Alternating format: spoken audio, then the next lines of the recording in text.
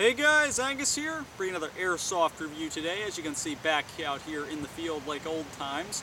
Today we're going to be taking a look at the HFC T77. It's a gas blowback airsoft SMG based off of the real-life South African BXP submachine gun. It's a fairly nice little CQB gun, does shoot full auto. If you're interested in purchasing it after watching this review, there is a link down below in the description to airsoftStation.com where you can purchase this gun for about $126.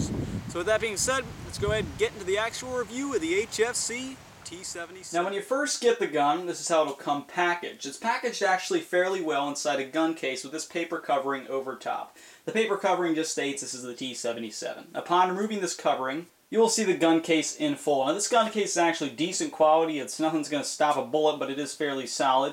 It is constructed of plastic. My only complaint about it will be in the hinge area. This gun case does not want to open to the full flat 180-degree angle. If you were to force it to do that, the hinges would probably snap and the gun case would come in two. But otherwise, it is a fairly decent gun case, and when you open it up, this is what you should see.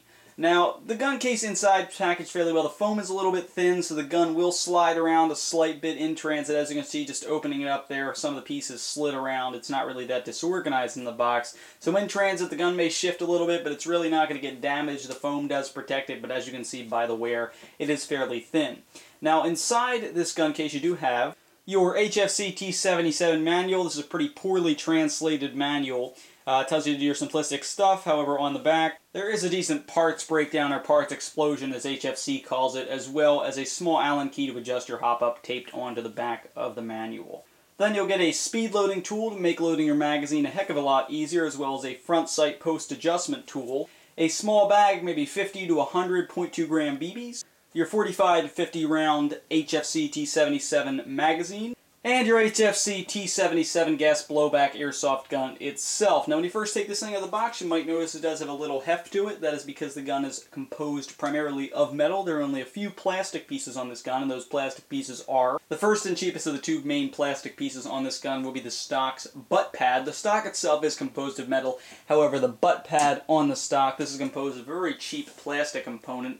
And it's alright, but after extended periods of use, probably being pushed against your shoulder all those times would cause it to perhaps crack. So I would recommend you maybe reinforce it a little bit, maybe put a piece of metal there, tape it up a little bit to prevent the cracking, again, being that it is kind of loose on there and it does feel rather cheap in contrast to the rest of the gun. Now the other plastic piece on here, that's the gun's ABS handguard with a nice gold sticker on there right now. The handguard actually feels rather comfortable. It really doesn't feel cheap in any way. It's pretty solidly attached to the gun, so you don't really have to worry about that cracking too much. It is plastic compared to the gun's upper metal body here, but again, it feels nice. There's really no difference, no weight difference towards the front of the gun just because that is there.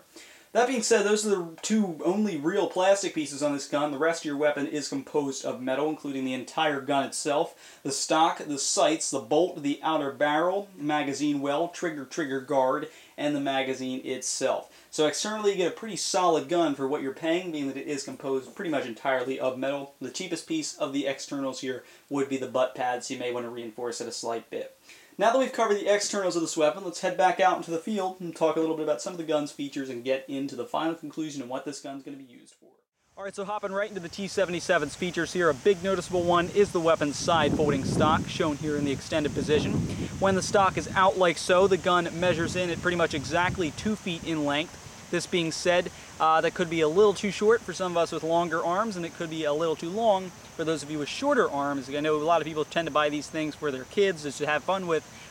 If they want to shoot at shoulder, it might be a little too long for them. Going along with that, when the stock is extended, it's fairly comfortable. It does take a slight bit of getting used to. The wire stock may not be something a lot of people care for, but once you get used to it, it is fairly comfortable. Again, the cheapest piece on there being the butt pad, so be careful with that. Now when you're going into a CQB style game or a closer quarter encounter, you want to fold that stock in order to fold it. All you have to do is simply push down on this piece right here, and at that point the stock will fold over. Now this might seem rather easy, however the spring here is actually pretty stiff. It does require a slight bit of force to push down on the stock and cause it to fold over. But once you do that, it's pretty easy. Simply push it over, fold right in. There is a bit of wiggle room here. It does jiggle around, not 100% glued and locked to the side here. It is going to jiggle. That's not exactly a bad thing. If you did want to reinforce this butt pad, put some tape on it, you would have the room to do so. I'm not normally a big fan of folding stocks. However, being this weapon's more so designed for CQB, that is a practical thing. You can shoot around corners much easier in those kill house style games, and also when the stock is folded, it provides a pretty nice working vertical grip if you wanted to grip the butt pad, and it actually feels much more comfortable than having to hold the gun like this. Just hold the grip, much more maneuverable, and actually a little bit easier to aim with the gun. Again, the only thing, be careful you don't snap this off. So side folding stock, for what this gun is used for, it's definitely a pro to have on there. Now another big feature on the gun would of course be its magazine. The included magazine holds 45 to 50 rounds. Gas fill is located on the bottom with the gas release on the back, as you'd find on all your gas magazines. Gas consumption on this weapon is actually pretty good. When you fill the magazine up all the way, you'll get about 1.5 magazines out of this gun, maybe up to 2 if you really wanted to push it. So gas consumption good. Magazine does hold a fairly good amount of gas, being you would be blasting this on full auto. 1.5 magazines out of each fill. Magazine does have a locking spring. As you can see, when you wanted to load up the magazine with BBs, the spring does lock down below. This aids making it much easier to load up your magazine. Also, the gun does come with that speed loading tool. Makes loading the magazine with BBs extremely easy. You don't even have to use a speed loader. You could just use that BB bottle with the nozzle tip if you wanted to. It's that easy. And when you do have your magazine filled up, you just simply push down and release the spring. As you can see, it will shoot upward. One thing to be careful with, occasionally this happened to me with my old KWA Mac 11, which uses a similar magazine. Occasionally the spring would go off course and jam into the side, causing the BBs to not feed, which you don't want that to happen when you're in a game. So make sure that spring is going straight up when you first release it and not tilted to the side. The magazine does hold 50 rounds. However, being this gun does shoot full auto, 1,500 rounds a minute, you will blow through that. So if you really want to use this as a primary in CQB, I would recommend you pick up some spare magazines. Something that is rather important, when you go to put your magazine in, make sure your bolt is cocked back.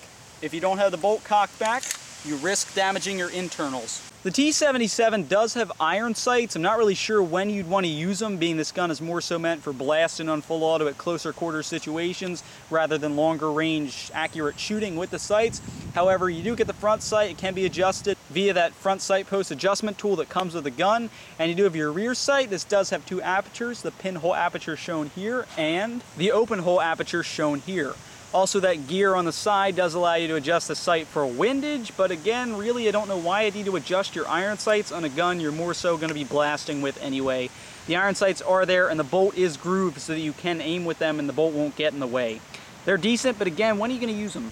The gun does feature a working safety. It's pretty simplistic, located inside the trigger guard. When the black piece is pushed onto safe, the weapon can't be fired. When you push it forward towards the front of the gun onto fire, naturally the gun will be able to fire. It's nice to have a safety on there. This one's really not going to move too much when you're pulling the trigger, so there's no real chance of you snapping it on safety. This gun does shoot both semi and full auto. The fire selector switch for these settings being located on the left side of the weapon, and it's that small black dial right there.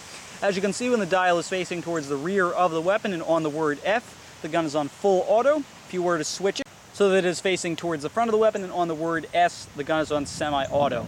Again, this is more so a weapon you're going to be shooting on full auto. I don't really know when you're going to shoulder the gun, take a couple shots on semi, but you do have the option. And one last thing here before we head to the conclusion, the gun does have an adjustable hop-up, and the hop-up chamber is metal inside.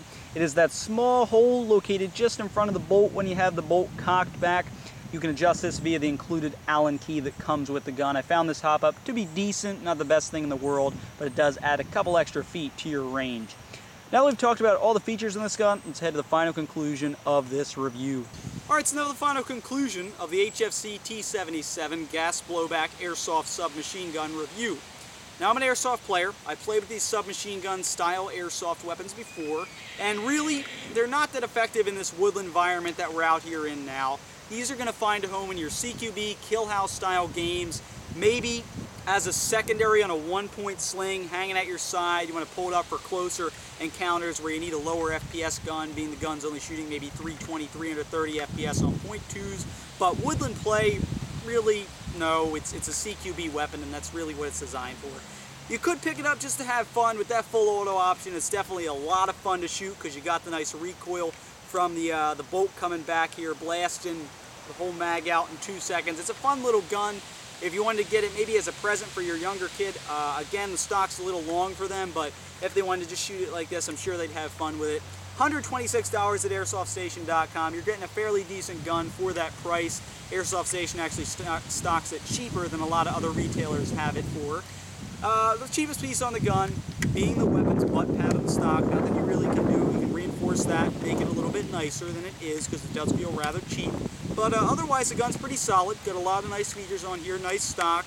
Nice magazine. Does hold enough gas for 1.5 magazines full, and it also holds 50 rounds. Very easy to load. And really, that's all I have to say about this gun. It's not going to be effective out here. It's going to be effective in CQB, but if you live near a CQB facility, you want a gun that you can have, it's going to blast through hallways of opponents, this could be it. So with that being said, guys, I'm going to wrap up the review of the HFC T77 gas blowback airsoft submachine gun, available at Airsoft Station for $126. Go ahead, pick it up today. Good CQB gun, good little fun gun to have fun with. Thanks for watching, guys. I hope you like this review.